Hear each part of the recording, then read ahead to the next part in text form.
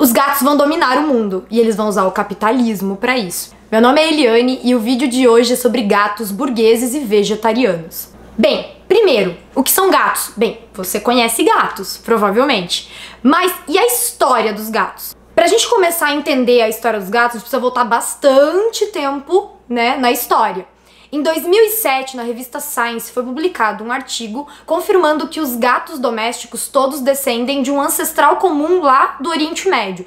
E eles existem há 12 mil anos. 12 mil anos é uma data interessante. Por quê? Porque 12 mil anos coincide com a época das primeiras sociedades agrícolas. Sociedades agrícolas, grãos, grãos, roedores, roedores, alimento para gatos. Os gatos, na verdade, não foram domesticados pelos seres humanos. Eles foram se aproximando das comunidades humanas e os humanos percebiam que era lucrativo ter gato por perto, porque eles caçavam os ratos que causavam prejuízos para os agricultores. Dessa forma, gatos e humanos começaram a se relacionar há bastante tempo atrás. As sociedades agrícolas antigas, inclusive, muitas delas consideravam os gatos sagrados. No Egito, por exemplo, a deusa Bastet tinha o formato de um gato e era inclusive condenado à morte aquele que matasse um gato. Na Pérsia, eles também eram considerados sagrados e matar um gato podia trazer azar por muitos anos para alguém. Em um cemitério em Beni Hassan foram encontradas 300 múmias de gatos, ou seja, isso nos dá um perfil claro de que não só os gatos eram aceitos e inclusos nas sociedades antigas do Médio Oriente e do Norte da África, como eles eram considerados importantes, já que o processo de mumificação não era algo comum para qualquer tipo de ser ou indivíduo. Já na Ásia, em 999 d.C., o imperador japonês recebeu um gatinho de estimação de presente e os gatos se tornaram populares no Japão. Inclusive, gatos tricolores eram um sinal de prosperidade e boa sorte. Até aqui, a gente já tá em quase 1000 d.C. e em várias sociedades os gatos eram considerados, além de bichinhos fofos, porque eles são bichinhos fofos, também sagrados, importantes, né, motivo de boa sorte, úteis e por aí vai. Só que a história muda para os bichanos quando a gente chega na Idade Média. A Idade Média realmente não foi uma época de boa sorte para os gatinhos. O que aconteceu foi que na Europa medieval, a Igreja Católica tinha domínio sobre todas as relações humanas, sociais, econômicas, políticas e por aí vai. Inclusive, o Papa Gregório IX, em 1233, soltou uma bula dizendo que gatos eram criaturas diabólicas, demoníacas e que não só se podia matá-los, torturá-los ou maltratá-los, como era inclusive interessante que o fizessem. Afinal de contas, se eles eram criaturas diabólicas do mal, seria interessante que eles deixassem de existir. Você pode até estar pensando, ah, mas isso foi coisa exclusiva de um papa lá, que provavelmente não gostava de gato, sabe? Tipo, ah, eu não gosto de gato, eles só gostam da casa, eles não são amorosos. Enfim, você já deve ter ouvido esse tipo de fala. Primeiro, não é verdade. Segundo, não foi só um papa. Em outros 2 papas, pelo menos, existem registros formais de incentivo à tortura, maus tratos e morte de gatos. Dentre eles, Inocêncio VII e Inocêncio VIII, por exemplo. Esses papas, inclusive, orientavam que se queimasse os gatos junto com as acusadas de bruxaria. Eu falo aqui acusadas de bruxaria porque a gente já superou essa fase aí de bruxa realmente existir, acredito que já tá superado, né? Então tá tudo certo. Alguns eventos que ocorreram durante a Idade Média não só não ajudaram os gatinhos, como até reforçaram essas crenças populares. Como foi o caso, por exemplo, da peste bubônica. As pessoas na Europa medieval acreditavam que a peste bubônica era um castigo enviado de Deus pelos pecados da humanidade. E então, né, quais são os pecados ali da humanidade que eles achavam? Fora aqueles óbvios, né, fazer coisas ruins e tal, eles imaginavam que os humanos estarem flertando com forças diabólicas ou qualquer outra coisa ligada ao ocultismo pudesse estar incomodando Deus a ponto dele mandar lá, né, uma peste para matar um monte de gente. E então a intensificação da caça aos bruxas e os gatos acabou se ampliando nesse período. O que é bem irônico, já que entrar numa cruzada enlouquecida contra gatos por causa de uma peste que é transmitida em função das pulgas dos ratos, que naturalmente seriam caçados pelos gatos, mas que agora não existem mais, porque os gatos estão sendo caçados pelos humanos supersticiosos. Olha só que ironia. Perseguir os gatos acabou ajudando a disseminar a peste e não o contrário. Mas não é comum ouvir falar da perseguição dos gatinhos? principalmente os pretos, só no período da Inquisição ou se você gosta de gatos e fica pesquisando sobre eles. Na cultura de maneira geral, a gente encontra referências a gatos pretos, gatos de maneira geral e a tais poderes sobrenaturais ou coisas do tipo envolvendo esses animaizinhos. Talvez um dos mais conhecidos é o conto Gato Preto do Edgar Allan Poe. O Gato Preto do Edgar Allan Poe é um dos contos mais conhecidos do Edgar Allan Poe, que é um autor clássico aí do século XIX, norte-americano, super conhecido. Tá, mas então, hoje em dia a gente não tá mais queimando bruxas na fogueira, ainda bem, e a gente não tá mais queimando gatinhos junto com elas, ainda bem também. Então, quando que essa história toda mudou? Acontece que a Rainha Vitória, monarca da Inglaterra no século XIX, e aliás, uma das monarcas que mais ficou tempo no poder, ela era a avó da Elizabeth II, que também nunca vai sair do poder, aparentemente. A Rainha Vitória estava super empolgada com as descobertas de arqueólogos que estavam lá fazendo umas escavações em uma colônia no norte da África, chamada Egito. Isso mesmo! Lembra que no Egito os gatos eram considerados sagrados, 300 múmias, Deus em formato de gato? Então, os ingleses estavam lá escavando no Egito e começaram a encontrar um monte de referências a gatos. E a Rainha Vitória começou a se empolgar com a história de gatos e adotou 2 persas. Esses 2 persas começaram a fazer parte da corte e como quase tudo que o monarca na Inglaterra faz vira moda, ou vai dizer que você não ficou sabendo de um casamento que aconteceu aí nas últimas semanas? Acabou que o povo da Inglaterra começou a achar gato legal também. E começou uma mania muito interessante na Inglaterra, que era tirar fotos fofinhas dos gatos. No século XIX e início do século XX. Sim, desde que o ser humano botou a mão em uma câmera, a vida dos gatos não tem paz. Tá, mas a Rainha Vitória sozinha mudou a moral dos bichinhos de estimação? Não. Aconteceram outras coisas, e uma das coisas que aconteceram, que foi bem interessante para essa lógica de animaizinhos de estimação, foi o desenvolvimento da burguesia. O que burguesia tem a ver com gatinhos de estimação? Bem, tem tudo a ver. É importante a gente entender como que começou a burguesia. Na Idade Média, o que valia como organização de sociedade e de economia era o feudalismo. E o feudalismo acabou sendo enfraquecido, dentre outras coisas, pela peste negra. Lembra da peste? Bem ela, de novo. Mas o que acontece é que as cidades muradas, ou burgos, começaram a atrair cada vez mais pessoas que iam para as cidades buscar novas condições de vida ali nos comércios e nas pequenas manufaturas que estavam começando a se desenvolver ainda lá no século XVI, XVII e começaram a se fortalecer bastante no século XVIII. Nesses burgos, essas manufaturas, que basicamente eram locais onde acontecia o artesanato, eram divididas por funções. Normalmente existia o mestre artesão, os funcionários ou jornaleiros, trabalhadores que trabalhavam para esse mestre artesão, e os aprendizes. Os aprendizes não recebiam um salário, mas eles viviam ali na casa para aprender a função. Na prática, eles estavam pagando com trabalho para aprender um ofício. Então, mas o que tudo isso tem a ver com gatos, afinal de contas? Um aprendiz chamado Contat, de uma gráfica na França, conta uma coisinha interessante que aconteceu lá em 1730, que foi um evento ali em torno de trabalhadores de uma gráfica caçando gatos pela madrugada e fazendo inclusive um tribunal de gatos, em que eles eram mortos, espancados, torturados, enforcados e por aí vai. Mas tudo isso não foi só um bando de trabalhadores espancando gatos de madrugada. Tem ali uma sementinha de insatisfação trabalhista. Sim, insatisfação trabalhista. O que acontece é, no passado, os mestres viviam junto com os assalariados e os aprendizes, como se fosse uma grande família. Com as mudanças ali nas décadas seguintes daquele modelo, os mestres começaram a ocupar lugares diferentes na sociedade. Eles comiam melhor, viviam melhor, tinham condições melhores de vida do que os seus trabalhadores. Inclusive, não tinham que acordar no mesmo horário muitas vezes, não trabalhavam nem no mesmo espaço. Junto com isso, eles começaram a ter animaizinhos de estimação. Começou a ficar moda, segundo a historinha que o Contat nos diz, que os burgueses tivessem gatos de estimação. Um burguês, inclusive, tinha 25 gatos, mandou pintar quadros dele e pendurar pela parede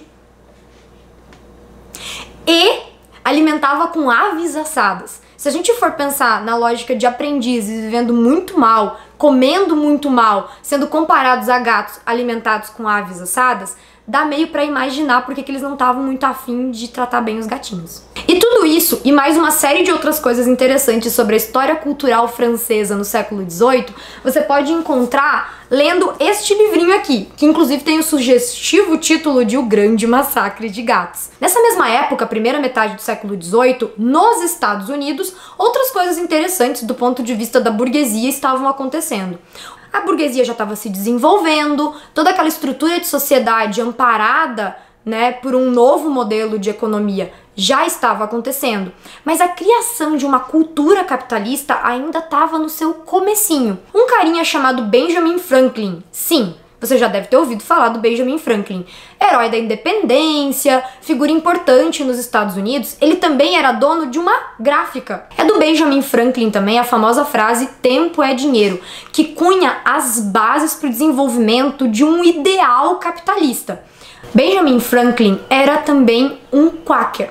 Quaker foi uma religião fundada na Europa, mas que acabou florescendo nos Estados Unidos em função das perseguições religiosas pela Igreja Católica na Europa e também porque os quakers e outras religiões, eles eram contra o desenvolvimento do capitalismo na Europa. Eles consideravam que essa coisa de ficar acumulando dinheiro não era lá moralmente muito legal e, portanto, eles quiseram ir para um outro país para começar a desenvolver ali a forma de viver a vida deles sem a imposição desses valores capitalistas que estavam se desenvolvendo. Ironicamente, foi em função dessas colônias de protestantes vindos da Europa, fugidos do capitalismo, que vai se desenvolver a base, o berço do capitalismo moderno nos Estados Unidos. E o que protestantes indo para os Estados Unidos tem tanto a ver assim com o capitalismo? Se você tem curiosidade sobre isso, eu indico que você leia esse clássico da sociologia aqui, né, que é A Ética Protestante e o Espírito do Capitalismo, do Max Weber, em que ele vai relacionar, né, as colônias protestantes nos Estados Unidos com o desenvolvimento do capitalismo moderno. E os vegetarianos?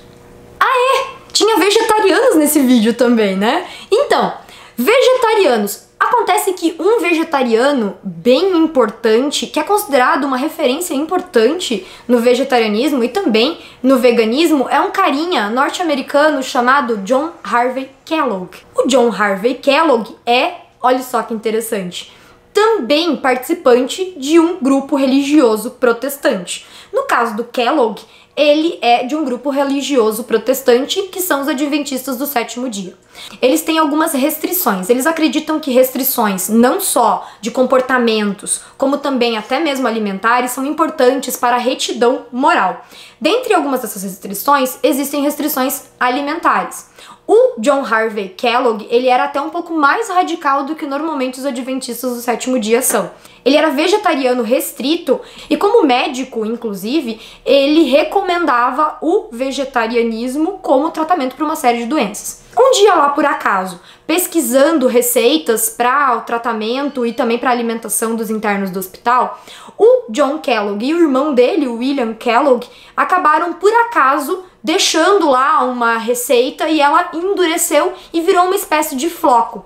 Assados, esses flocos ficavam crocantes. O John Kellogg usou, beleza, não deu muita bola, mas o irmão dele, o William, percebeu que aqueles flocos de milho lá podiam ter algum tipo de apelo comercial. E então, em 1906, ele fundou a empresa que daria origem à Kellogg Company, que hoje é uma gigante presente em mais de 180 países, com um faturamento anual de mais de 12 bilhões de dólares. Se isso não junta vegetarianos e burgueses pra você, eu não sei o que junta. Eu acabei de falar dos vegetarianos, né, no caso do John Kellogg, por motivações religiosas. E sim, existem vegetarianos por diversas motivações.